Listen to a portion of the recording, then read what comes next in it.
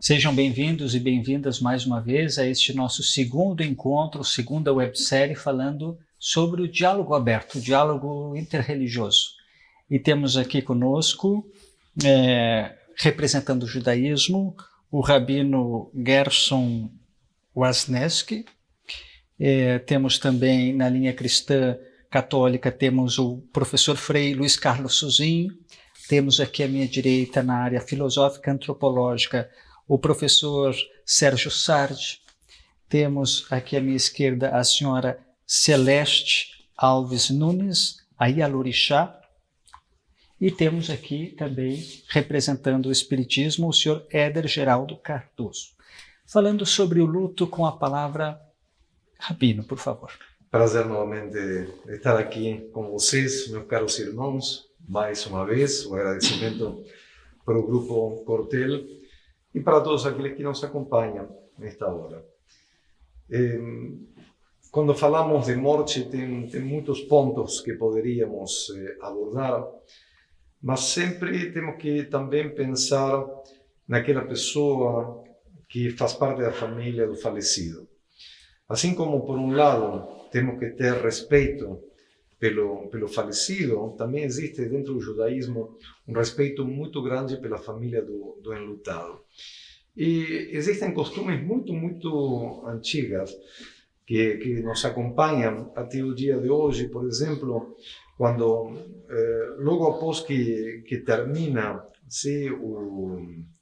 o enterro, as pessoas que comparecem no cemitério têm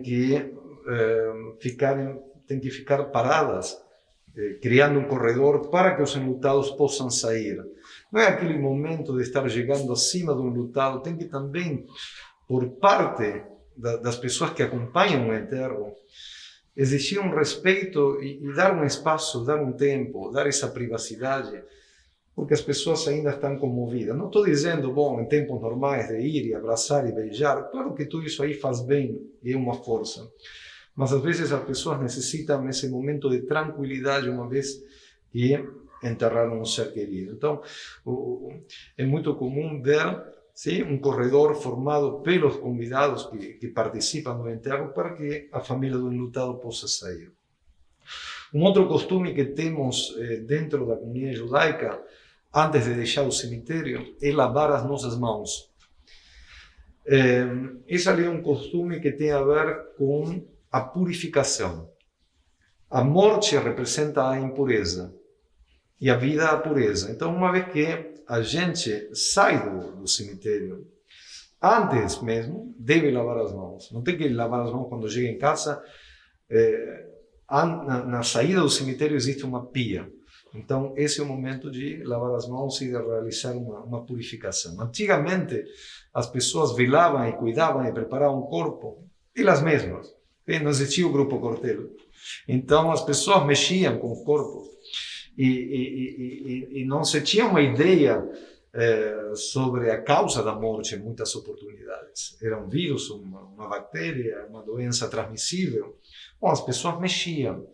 E nem todo mundo tinha água corrente em casa. Então, tinha que lavar as suas próprias mãos antes de deixar o cemitério. Esse costume nos acompanha até os nossos dias. Uma outra curiosidade, e que também faz parte do respeito, pessoas judias e não judias podem entrar num cemitério judaico, mas no caso dos homens, todos são convidados a vestir o kippá, o solideu, a cobrir a cabeça. O cemitério é um espaço sagrado, é um local sagrado. Então, isso aí também deve ser muito considerado pelas pessoas que visitam um cemitério judaico. Outros costumes que têm a ver com a morte, quando se volta para casa, é não sentar em cadeiras, não sentar em sofá, a questão de estar confortáveis. Não estamos confortáveis com aquilo que aconteceu e, portanto, devemos sentar no chão ou em almofadas em sinal de luto. Estamos diferentes e também o expressamos do jeito como a gente se senta. Espelhos na casa durante os primeiros 7 dias devem ser cobertos. O enlutado não pode se enxergar. Qual é a imagem de um enlutado? É algo muito triste, muito desgarrador, se enxergar num espelho logo depois de perder um ser querido. Então, são costumes que nos acompanham e que, no fundo, têm como intenção preservar a vida e preservar aquele que continua vivendo. Falávamos antes, informalmente, entre nós, a questão da comida, se é importante ou não é importante. Quando tu estás enlutado, quando tu estás velando um ser querido, tu não estás preocupado com comidas. Tu não estás preocupado se tu tomou café da manhã, se tu fez a refeição do almoço, o jantar, o lanche. Tu não tem tempo para isso. Às vezes a pessoa não se cuida ou se descuida pelo fato de estar velando e cuidando do falecido. Então, existe uma preocupação comunitária e familiar para que os enlutados se alimentem. Não é um capricho. Isso aí também, o alimento, o elo que nos liga com a vida. No outro dia, as coisas recomeçam. A morte traz com ela muitas perguntas. Acho que uma das experiências mais marcantes é perguntar como pode ser que nós, seres humanos finitos, logo após de ter passado por uma experiência de morte, no outro dia, sim, acordamos para a vida. E acordamos e voltamos para aquilo que devemos fazer. De onde que tiramos força? Sim? Onde que está essa força interior? O que nos movimenta? O que nos mexe? Como é que isso aí pode acontecer? Então temos que encontrar essa força em nós mesmos, porque a gente não pode se enterrar com um falecido. A gente não pode querer que a vida termine, porque a vida daquele ser amado terminou. Então, são todos pontos para pensar. Antes, muito bem, o professor Sargent colocava, o que acontece com a vida após a morte. E é interessante, professor, que um rabino escreveu um livro sobre o que existe com a vida após a vida. Não enxergar como esse momento final. E o judaísmo responde ou encontra respostas em muitos dos livros, especialmente no final dos dias, quando a nossa filosofia acredita que o dia que chegar o Messias, existirá a ressurreição dos mortos. Então existe uma esperança à ressurreição dos mortos quando chegar o Mashiach, o Redentor e o Salvador. Por isso que a grande maioria dos grupos religiosos judaicos enterram seus seres queridos na terra. Já existem algumas outras comunidades judaicas no mundo, especialmente nos Estados Unidos, onde já não se enterra na terra, e sim se enterra em mausoléus. E uma pequena minoria, realmente um pequeno número de judeus que aceitam a cremação. O que vai acontecer nos próximos anos não sabemos, mas a lei judaica, na sua grande maioria, proíbe a cremação a partir daquele princípio do Gênesis, da terra, do pó da terra vimos e para o pó da terra voltamos. E se vai existir aquela ressurreição dos mortos, então temos que estar enterrados para voltar. Quando isso aí vai acontecer, não sabemos, mas será no final dos dias, conforme os textos. Então, isto aqui, esta temática que hoje nos reúne e nos congrega, é uma temática na qual temos mais perguntas do que respostas. Mas é uma temática que deve ser abordada com absoluto respeito, não apenas na nossa própria filosofia, na nossa própria religião. Acho que temos que ser muito respeitosos por todos, por aqueles que aceitam a cremação, por aqueles que aceitam o enterro na terra, por aqueles que hoje tem alguns outros métodos também, que tem a ver com a natureza e com voltar com a natureza. Enfim, é muito importante o respeito também nesta hora final. E também é muito importante o respeito que nós devemos ter pelos locais sagrados. Eu fico extremamente triste quando um cemitério é profanado. Porque estamos faltando o respeito aos mortos, mas também estamos faltando o respeito aos vivos. Então, nós temos que ter, primeiramente, respeito pela vida. E quando essa vida já não está e a pessoa está descansando, então deixemos que descanse em paz. Cuidar um cemitério também faz parte do respeito que nós temos pelo próximo. Então, são alguns dos pontos que queria levantar para refletir com vocês. Eu quero lhes agradecer por aprender com cada um de vocês. Sim, e prometo assistir até o final, mesmo que agora me desculpe por ter que sair, mas prometo assistir até o final cada um dos próximos encontros para aprender de cada um dos irmãos. Muito obrigado. Muito obrigado, Rabino. Shalom para todos. Shalom. Muito agradecido. Então, com a palavra, professor Frei Suzinho.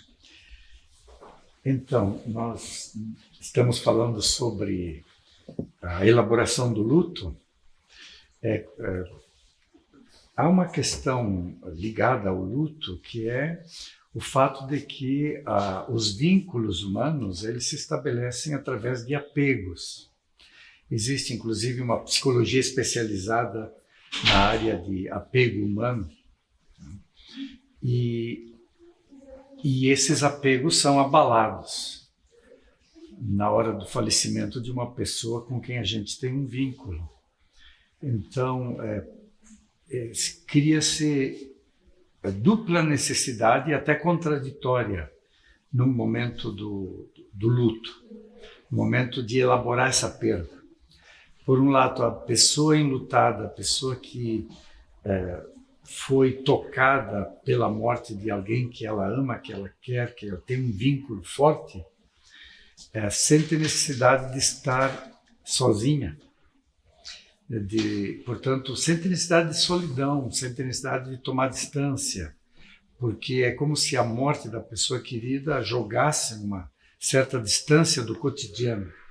As coisas que acontecem no cotidiano perdem o seu interesse. Então, elas precisam se afastar de alguma forma, né?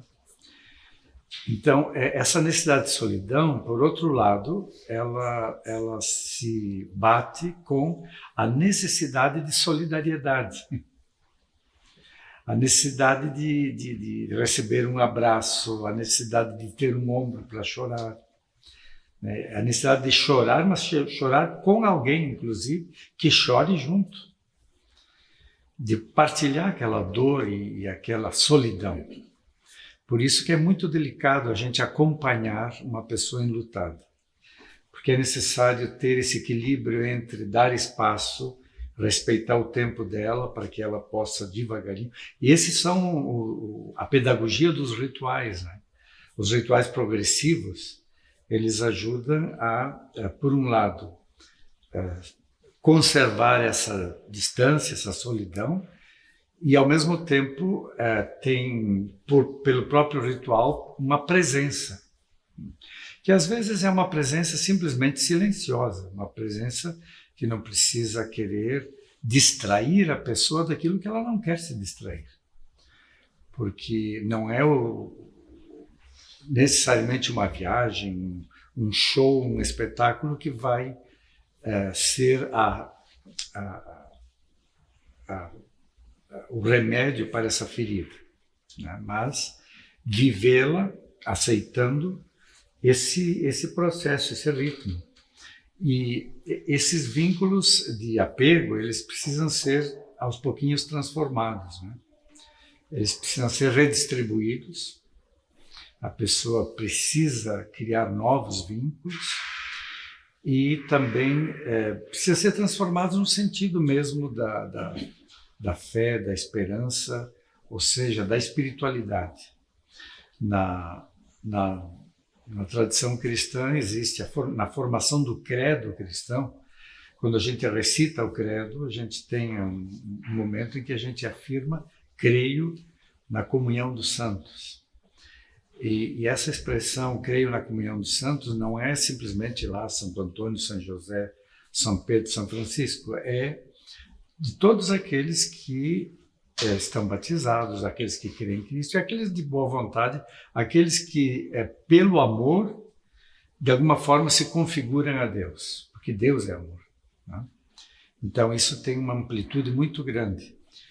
Ou seja, a comunhão dos santos não é a comunhão reservada, e aqui não entendo a comunhão eucarística, a comunhão na missa, entendo comunhão no sentido amplo da palavra. E essa comunhão, ela significa que, pela santidade, se está presente, mas ao mesmo tempo ausente. Aqui existe um outro paradoxo, né? Há uma ausência física, há uma ausência de quem parte, mas também permanece uma presença através de muitos sinais, né? Através de muitos sinais, através daquilo que ela deixa como legado, né? Como memória, através das outras pessoas que também podem partilhar o que foi a vida dessa pessoa e, inclusive, levar adiante a vida sempre curta de todos nós. Mas cada um que pertence ao vínculo leva adiante, nessa comunhão, essa vida que também é uma vida em comunhão. Então, isso ajuda no processo de luto. Era isso que eu queria dizer. Muito bem, muito obrigado, professor Frei Suzin. Com a palavra, professor Sérgio. Meus agradecimentos ao Grupo Cortel, meus agradecimentos a cada um dos presentes pela existência de vocês e pelos ensinamentos que estou recebendo. A vida é um presente. Experienciar a gratidão pela existência é um sentimento sublime. A gratidão é algo que exige uma certa coragem, porque é bela demais para que se possa vê-la, né, a partir de uma visão normal do cotidiano. Já é preciso transcender para experienciar a gratidão. Lembro uma vez, aos 7 anos, quando de repente, ao contemplar a luz do sol fluindo sobre as árvores, assim, me dei conta, né? Puxa, eu ganhei uma vida. Eu estou aqui, neste momento. Eu ganhei o meu eu. Ganhei tudo. Com isso que ganhamos, há um tempo que passa a ter valor exatamente por ser finito.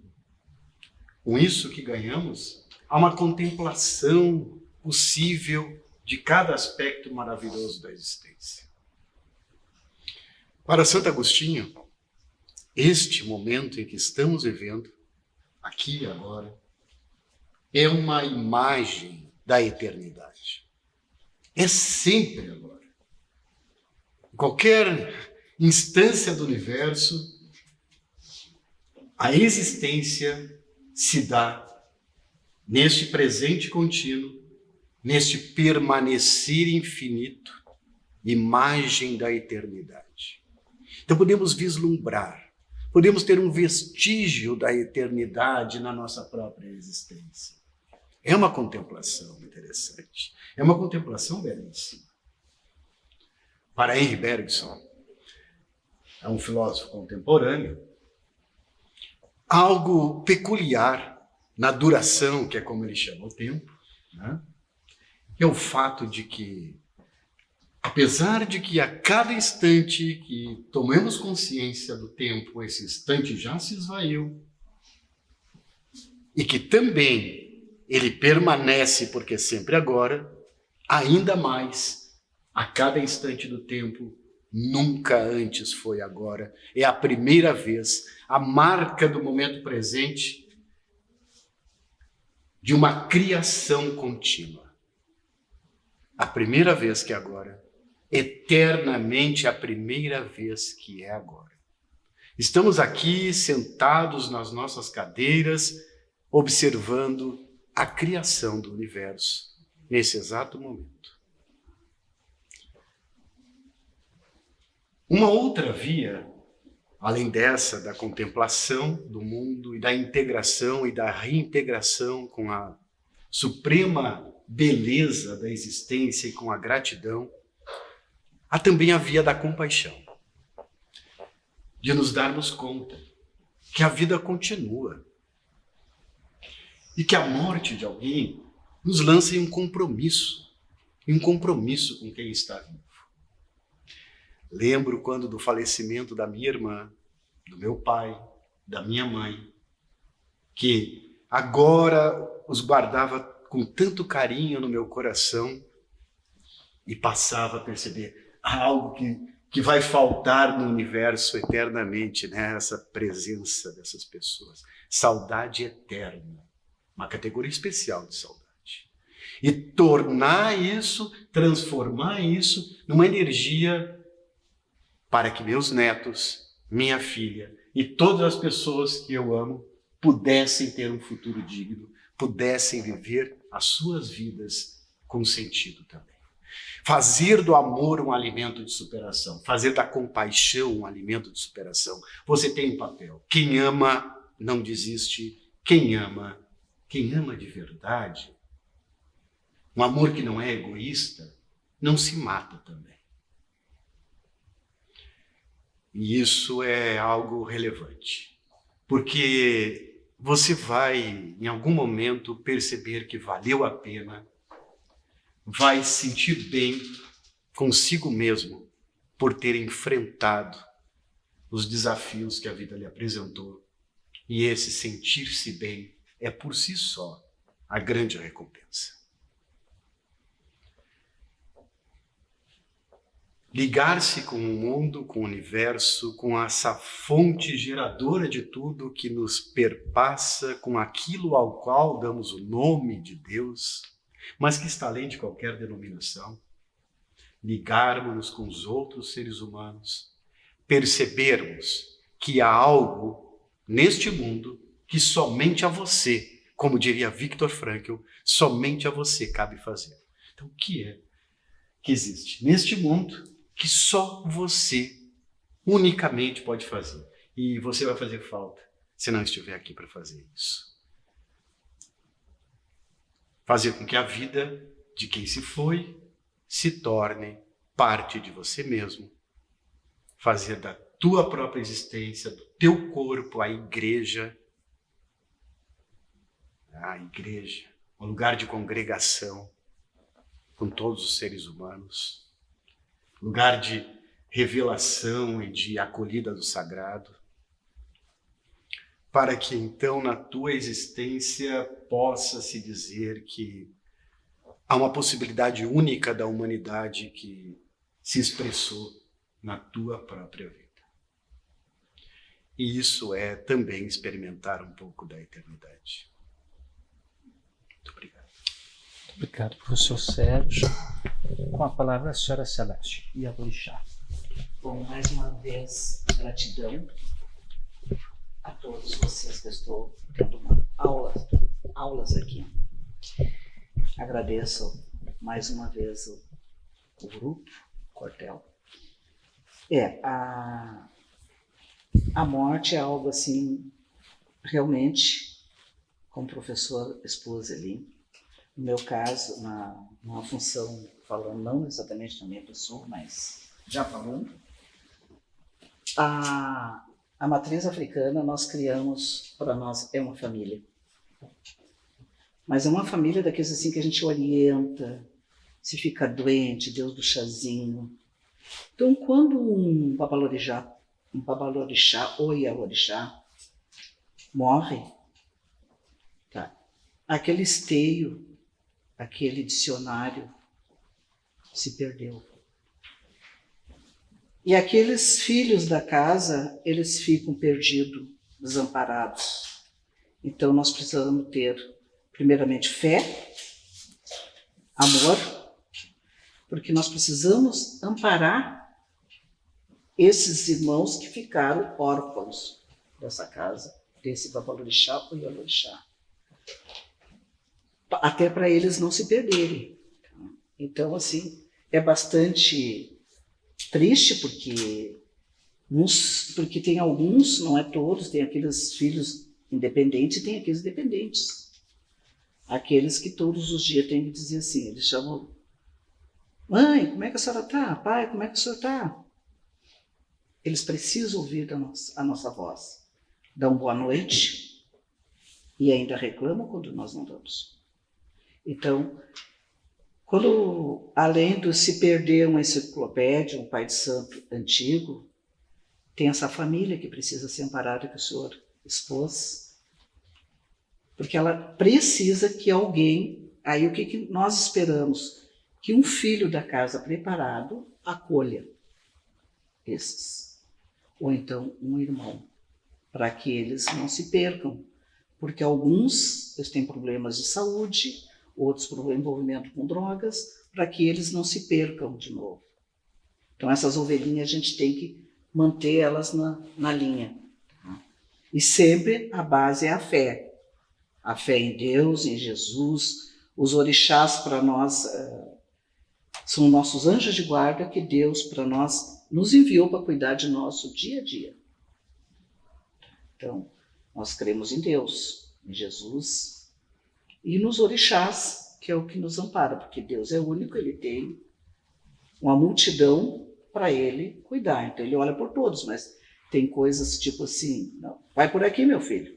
Mais ou menos isso, é assim que nós acreditamos. Então, nós precisamos sempre ficar vigilante. Eu falo muito a respeito com os meus. Gente, vocês têm que aprenderem a se defenderem. Um dia eu não vou mais estar aí. É a única coisa que se tem certeza, é a da morte. Então vocês têm que solidificar a fé de vocês, aprender a se defender aqui na Terra, porque a morte é a única certeza que se tem, e vocês têm que fazer o melhor de vocês. Vocês estão aqui para aprender. Aprender o quê? A serem melhores. O amor, respeito. Nós, dentro da Umbanda, principalmente, nós seguimos 17 mandamentos. Os 10 católicos e mais 7 da Umbanda, que formam 17. Que é do católico, não roubar. Todo mundo praticamente sabe, né? Por que a gente mantém? Por respeito de todo um passado. Há aqueles que querem separar. Eu, particularmente, não consigo separar. Tá? Mas voltando à morte. Sobre nós, no caso, não pode ser cremado. Eu quero ser, mas é a minha opinião particular. Mas no nosso rito não pode. Por quê? Por causa da... Quando se queima, é como se tu jogasse o espírito ao léu. É mais ou menos assim. Ninguém segura, ele vai se perder, é mais ou menos assim. E provavelmente... Será que não é uma forma de libertação? Depende do espírito, porque assim nós acreditamos que a pessoa quando ela desencarna, ela fica sem luz. Então ela precisa de luz, até ela ter a compreensão, que é os 7 dias, tudo, que é uma compreensão que ela já partiu, que ela não tem mais um corpo, porque ela vai tentar, nós acreditamos que ela vai tentar se comunicar. Tá? Então, até ela entender que ela já partiu, que ela não pertence mais à Terra, leva um tempo. Tá? E esse tempo, esse espírito pode se perder. Se for uma pessoa com bastante esclarecimento, como um professor, o senhor, esse espírito não vai ter muita dificuldade, porque ele já tem a compreensão da morte. Mas existem espíritos que nem se deram conta que reencarnaram, porque eu acredito na reencarnação. Nós acreditamos, no caso, na reencarnação. Tá? Então, tem alguns que não se dão conta. E aí eles ficam vagando. Aí alguns deles ficam... Sente fome, sente frio. Não se desligaram do corpo e ali eles ficam perdidos. E ali eles podem se revoltar. Por isso que tem que fazer toda a doutrina para que eles não se percam. Um bom nome assim. Não só a morte no momento, mas o pós. E quando a casa entra em luto, vocês ficam... 7 dias ninguém mexe absolutamente nada. É só a família tentando consolá-los uns aos outros. Tá? E aí tem sempre um responsável para tomar conta do Eressum, que é chamado. O Eressum é a missa. Tá? Então, Sempre tem essa pessoa que vai tomar conta, esse é uma pessoa altamente experiente para fazer o Ereçu, que é a missa de 7 dias. Tá? E assim se vai. A gente segue o rumo depois dos 30 dias e vai até 1 ano. Mas como um ano toda de família, luto. Um ano de luto a casa. 1 ano. Se for um babalorixá e a orixá. É 1 ano de E luto. se for um filho de santo? Se ele era um filho pronto, com todos os orixás, vamos dar um nome assim, esse filho também é 1 ano. Agora, se é só um filho iniciado, aí tu vai usar o Ifá, que é o búzio, o jogo de búzio, para ver qual orientação que o orixá vai te dar, tá? A nível de quantos dias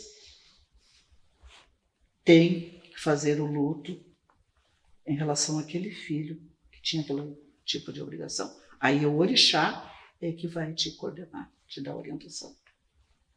Tá? É assim que funciona. Muito bem, então muito obrigado, senhora Celeste, Eu pelo que agradeço. esclarecimento sobre o luto, com a palavra do doutor, o senhor Éder. O espiritismo, porque a maioria dos espíritas ou a maioria dos religiosos tem a base cristianismo, tirando o judaísmo, né? Depois Maomé, Krishna, mas aqui no Ocidente, a maioria, então a gente segue os preceitos. Eu costumo dizer, me denominar que eu sou um católico espírita. Primeiro porque eu amo esse Papa de paixão. Segundo porque fui batizado. Somos, então. Fui batizado na Igreja Católica e frequento. Meus filhos estudaram no Champagnat, que tem um respeito enorme. Como eu falei da reencarnação, acho que é a única coisa aí que a gente... É os pontos de vista que a gente discorda, mas não briga, não tem porquê. Mas, como nós somos espíritos imortais, o luto para nós é a saudade, é a dor da perda. E lidar com a perda é muito difícil, né? Um pouco de egoísmo da nossa parte, de ter perdido, porque cada um de nós vem com a sua data de validade, cada um de nós vem com o seu momento de experiência, seja 10, 20, 30, 80, 100 anos. Cada um de nós já vem com a sua... Eu costumo brincar com o pessoal assim, olha, depois dos 50 não se conta aniversário, se conta... É contagem regressiva, né? Porque a cada dia é um dia a mais para a gente viver a oportunidade. Então, então é a dor da saudade. É orientar a pessoa de que, como nós não morremos, é o corpo que morre, o espírito continua em uma outra dimensão, e ele merece todo o respeito que ele tinha antes. Até na própria Umbanda eles fazem esse trabalho de esclarecimento, porque muitos ficam... Porque, na verdade, assim, na nossa concepção, o desencarne ele é tênue. Nós podemos estar todos mortos aqui, e não sabemos. Porque é muito tênue. Porque nós apenas deixamos uma vestimenta. A nossa consciência continua plena da mesma forma. Aqueles que acreditam no sono eterno vão dormir, aqueles que acreditam que vão para o inferno, vão para o inferno. Então é a consciência, nós consciência, o eu consciente, sobrevive ao corpo.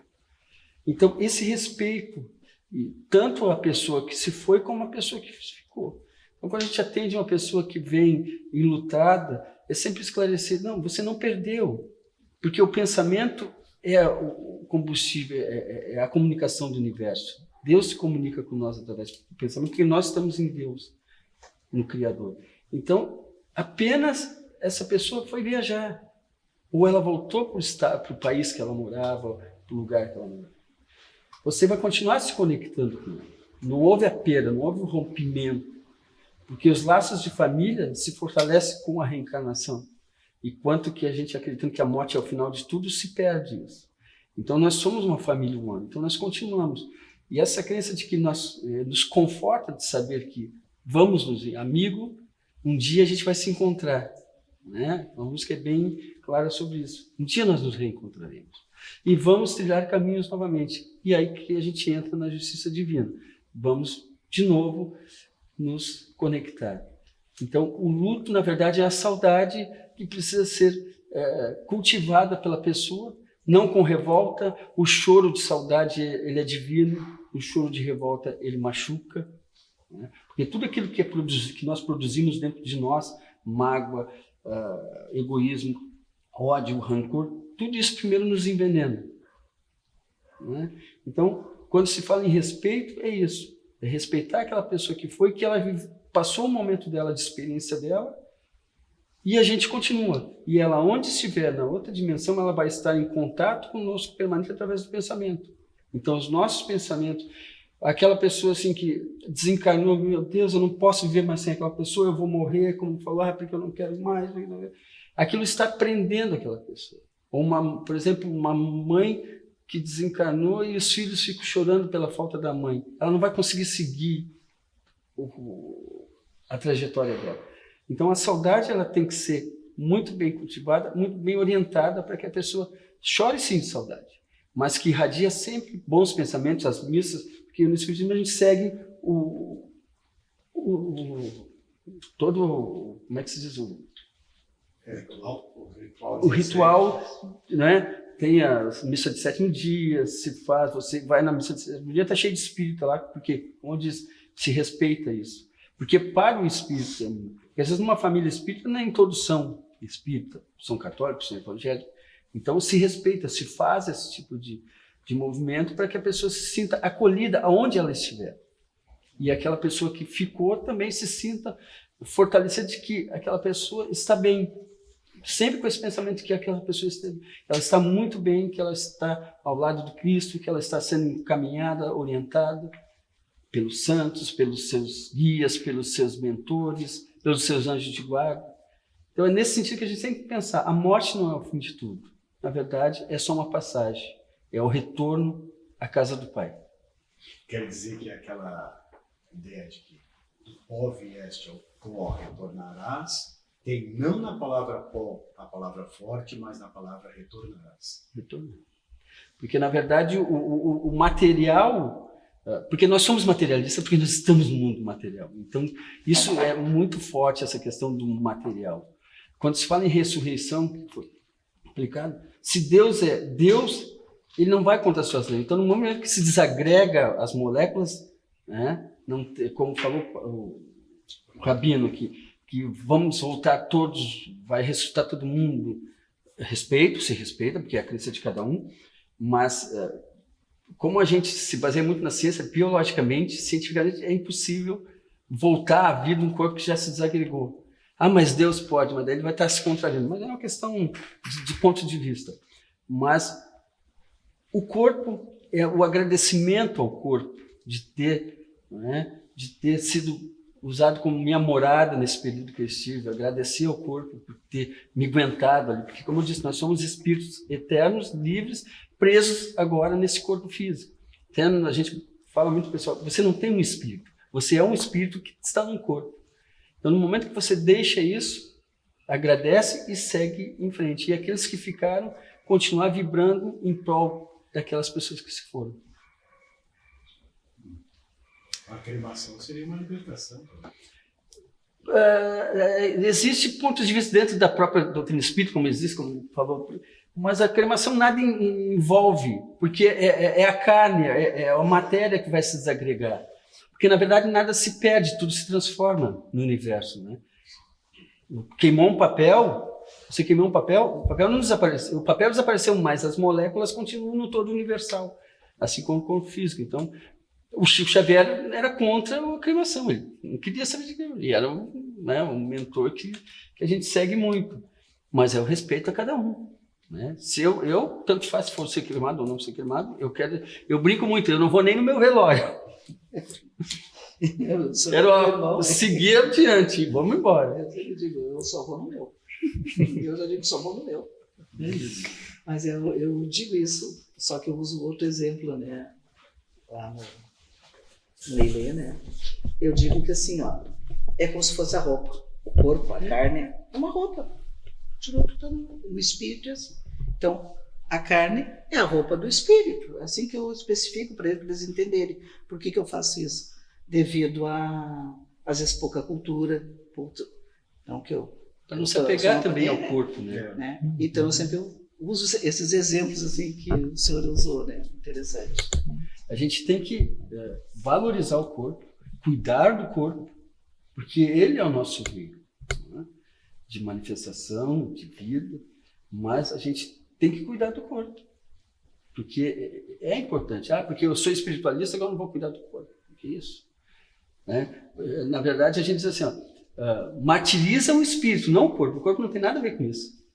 E o maior martírio para o homem é ir contra as suas convicções. Né? Se cobrar, se julgar. Né? Eu digo muito assim, se olha no espelho, cobra de ti. Cobra de ti. Professor? Quem está cobrando? Não, cobra de ti primeiro antes de cobrar do professor. Então, é isso que a gente tem que fazer mais.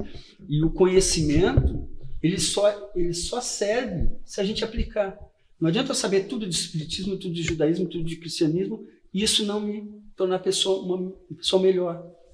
Esse conhecimento, a filosofia, tem que ser para nos agregar e nos ajudar a se transformar em pessoas melhores. Amar, amar e amar. Como disse o Cristo. E assim como você falou dessa ligação, né, com o corpo, né, uma roupa que nós vestimos, é interessante pensar como o tempo do luto como um tempo de cura e também como o corpo necessita de tempo para se curar, quando nos cortamos, em qualquer outra situação. E respeitar esse tempo é algo realmente... Tudo passa pelo respeito, né, professor? Exato. Tudo passa pelo respeito. Muito obrigado. E é através deste respeito que nós continuamos esta conversa amiga neste nosso segundo encontro dessa websérie e vamos dando sequência nos próximos encontros. Grupo Cortel, a vida se renova.